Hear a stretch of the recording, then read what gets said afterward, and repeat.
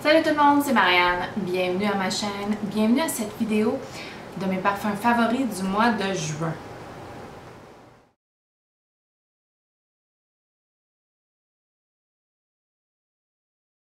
Avant de commencer dans cette vidéo, si vous n'êtes pas abonné, abonnez-vous. On est toujours content d'accueillir d'autres passionnés de parfums ici. Donc au mois de mai, j'ai pas fait la vidéo. La vie a été trop chaotique pour garder le fil pour moi. Mais je me rends compte en fait que mes plus portés, mes favoris du mois de juin sont très semblables à ceux du mois de mai. Donc je les regroupe ensemble et on y va comme ça. Donc bien sûr, pour commencer, j'ai porté des parfums de mon projet Pan, donc Nirvana White de Elizabeth & James, aussi Musc Noir de Narciso Rodriguez. J'en ai beaucoup parlé, je les mentionne seulement ici. J'essaye quand même de faire mon projet Pan avec sérieux. Donc, aussi, dans mon projet Pan, que j'ai quand même assez porté, est Éclat d'arpège. Il fait chaud.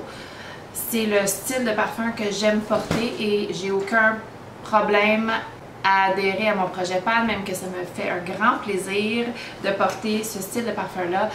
J'adore Éclat d'arpège de l'an 20, je le trouve très similaire à Light Blue que j'aime aussi énormément. Il y a une belle petite note de thé fraîche que j'aime à l'intérieur. C'est en fait mon parfum aujourd'hui, mon parfum du jour. Donc avec grand plaisir je le porte. Et j'espère continuer à vouloir le porter parce que dans le fond, il fait partie de mon projet Pan. Donc ça fait que j'avance dans mon projet Pan. Donc aussi, j'ai porté Omnia cristalline. Il y a aussi une note de thé. Est-ce que j'aime plus les notes de thé ces temps-ci? C'est fort possible. Il est aussi très frais. Parfait pour l'été. Un petit peu plus...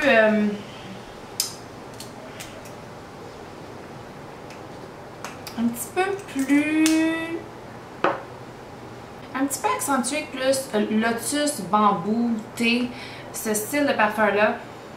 Donc la fraîcheur est très, elle n'est pas aquatique, elle n'est pas marine, mais il y a quand même une petite connotation qui est très lotus, bambou. Je sais pas si vous comprenez ce que je veux dire. Et Éclat d'arpège beaucoup plus frais, floral, légèrement plus sucré que le Omnia cristalline que je trouve pas du tout sucré. Donc ces deux-là, là, vraiment, ces temps-ci, j'ai vraiment le goût de les porter. Même chose pour mon Burberry Body Tender. Je l'ai beaucoup porté. C'est une rose fraîche verte qui ressemble pas mal à Flora Botanica que j'ai aussi beaucoup porté. Je le fais pas, je le mets pas en avant aujourd'hui, je mets plus en avant Burberry Body Tender parce que c'est lui que j'ai porté le plus entre les deux. C'est une eau de toilette, même chose pour le Omnia cristalline si je l'ai pas mentionné, c'est pas l'eau de parfum. Il existe l'eau de parfum, mais ça c'est l'eau de toilette.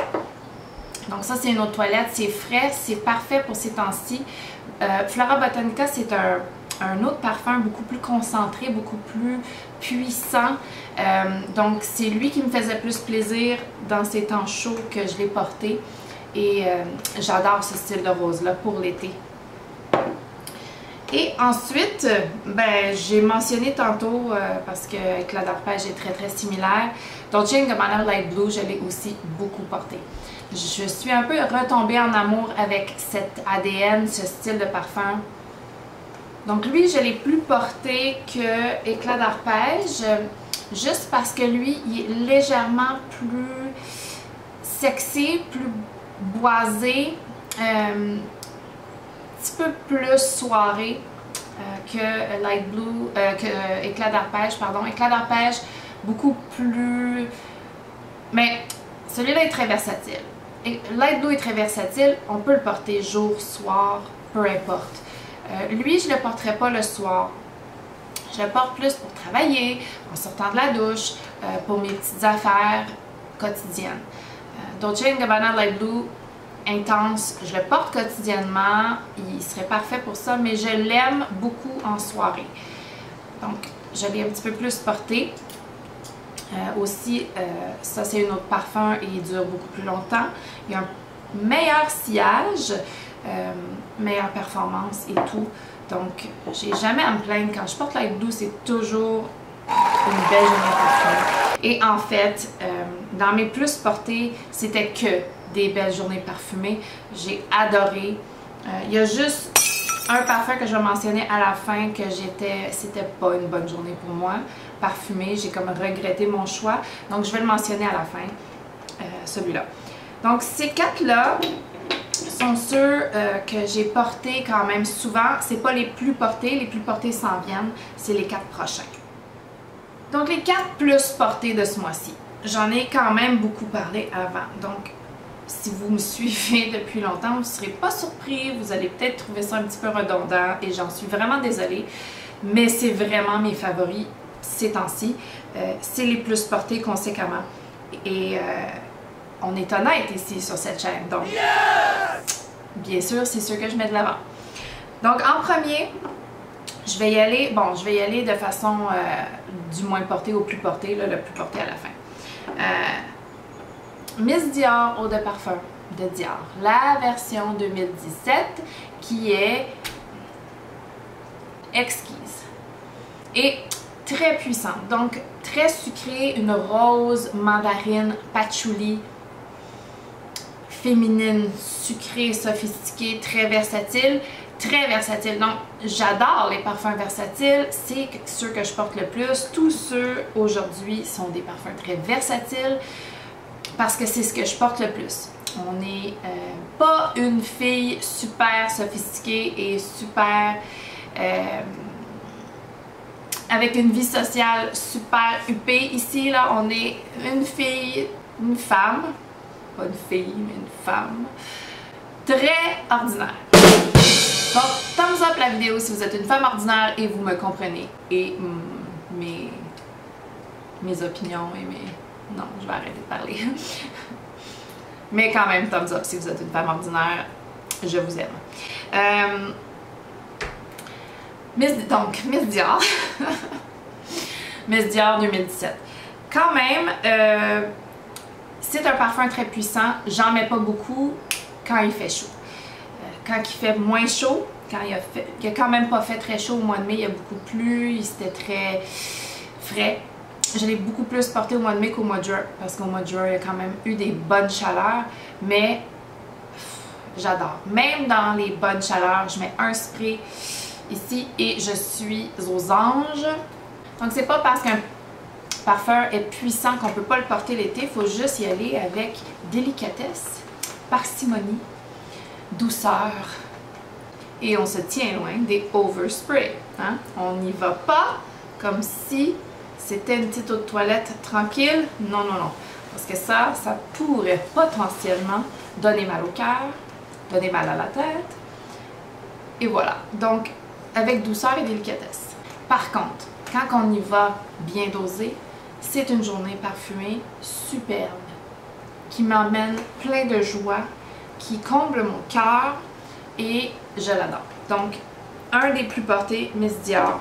Ensuite, le prochain, plus porté. J'ai une relation d'amour en ce moment avec la fleur d'oranger et on y va avec Amalfi Sunray. Et je l'ai traîné dans mon sac à main, donc on va voir ici un petit peu de tache sur mon beau collant beige blanc ici, là. J'étais un petit peu choquée quand j'ai vu ça. Ouf, désolée.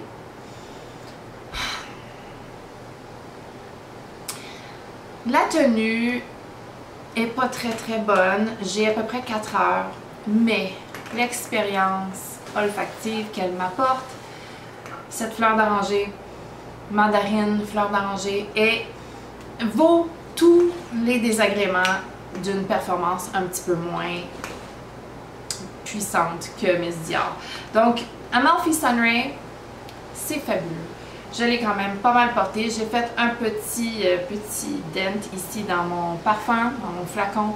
Et j'ai un petit peu peur de beaucoup trop l'utiliser cet été, mais c'est pas grave. Il est très abordable. C'est de Zara, fait par Jo Malone. Amalfi Sunray, c'est une qualité-prix hors du commun. Vraiment. Donc, j'adore ce parfum et il fait partie des plus portés, des plus aimés, des favoris de mai-juin. Et voilà. Donc, qu'est-ce qu'il me reste? Il m'en reste deux. Le prochain est une noix de coco.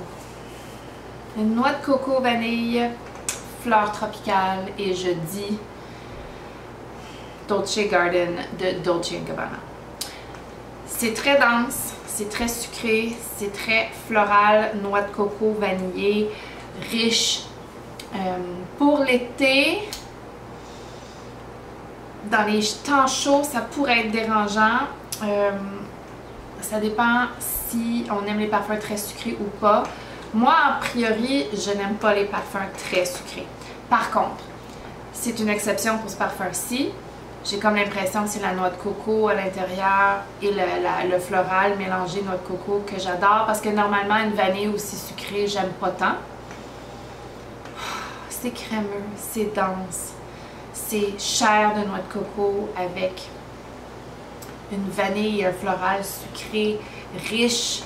C'est pas du tout un autre coco comme par exemple mon Coconut Fizz. Non, vraiment pas. C'est très différent.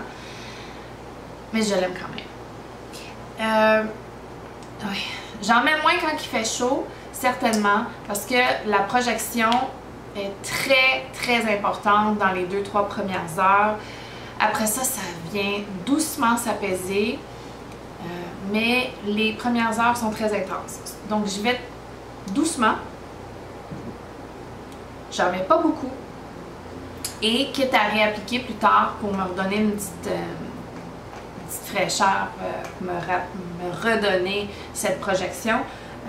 Mais Dolce & Gabbana, Dolce Garden, je suis vraiment retombée en amour cette saison-ci. J'ai eu un petit moment l'année dernière où je l'aimais moins, mais c'est un de mes plus portés ces temps-ci. Et c'est cela. Ça dit tout, ça dit tout. Et le plus porté qui est presque autant porté que Dolce Garden, mais pas tout à fait autant, c'est mon Chanel Gabrielle Essence. C'était certain qu'elle allait être dans cette vidéo. Si vous me suivez, vous regardez mes vidéos, ça c'est pas du tout une surprise. C'est un de mes parfums préférés de tous les temps. Donc il y a de la noix de coco ici, mais il y a une fraîcheur agrume propre qui appartient vraiment à l'ADN de Chanel, qui est très évidente. Il y a un ylang-ylang ici, il y a d'autres floraux, il y a de la tubéreuse, mais pour moi, la tubéreuse est quand même assez en arrière, l'ylang-ylang beaucoup plus en avant, surtout sur ma peau. C'est un floral frais pour l'été de mon cœur. Je l'adore. La performance est vraiment bonne sur moi. Il y a un moment par contre où je deviens un petit peu anosmique. Est-ce que je suis en train de dire des bêtises? Je ne le sens plus après un certain moment. Peut-être après, mais tu sais, c'est long là. C'est long et franchement, les dernières fois, je le sentais très bien. Donc je ne sais pas si mon nez s'adapte ou mon nez revient à la charge. Je l'adore. Oh, Gabrielle Essence de Chanel. Je ne sais pas si un jour je vais me tanner de ce parfum-ci, mais pour l'instant, notre amour perdure entre moi et elle, la vie est belle. Et je continue à le porter et à l'aimer et à l'adorer. C'est cela. Le seul flop ce mois-ci, ou ces temps-ci, a été le Narciso Ambré de Narciso Rodriguez. Les 2 journées où je l'ai porté, ça n'a pas été une belle journée parfumée, il m'énervait, il me dérangeait, il y a quelque chose ici qui n'a pas bien vibé avec moi. Je vais quand même continuer à le porter parce que quand je l'avais essayé en magasin, je l'avais vraiment aimé. Donc, qu'est-ce qui se passe avec moi? C'était vers la fin de l'été quand je l'avais essayé au magasin. Ça prend-tu vraiment des grosses journées chaudes pour que je l'apprécie? Je vais voir. Narciso Ambré a beaucoup de floraux tropicaux. C'est une création d'Aurélien Guichard et Aurélien Guichard, je l'aime beaucoup. D'habitude, j'aime ses créations sans exception. Mais là... donc, il y a du frangipanier, de l'ylang-ylang, puis ça, c'est ma fleur tropicale préférée, l'ylang-ylang. Donc, je ne sais pas ce qui se passe. Il y a du musc, le musc de Narciso Rodriguez, d'habitude, je l'adore. Il y a une note de fleur blanche, peut-être que c'est ça qui est pas tout à fait, qui vibe pas. Pas de cachemire, vanille, ambre, cèdre, tout ça j'aime. Donc, il y a quelque chose, je comprends pas. Mais je lâcherai pas, j'abandonne pas. Je vais continuer à l'essayer au mois de juillet. Peut-être que ça va prendre une chaleur pour le réchauffer sur ma peau pour que ça fasse une petite magie. Sait-on jamais? Je suis quand même optimiste. Quand même. Donc, c'est le seul flop, vraiment. Et j'ose espérer qu'il va se développer en top dans le futur. Donc c'est tout pour cette vidéo des parfums plus portés, les favoris de ces temps-ci, juin, mai. Laissez-moi savoir vos plus portés, vos favoris. J'ai toujours un grand plaisir de discuter avec vous dans les commentaires. Si vous avez aimé la vidéo, donnez-y un thumbs up. Abonnez-vous si ce n'est pas déjà fait. On se revoit bientôt. Bye!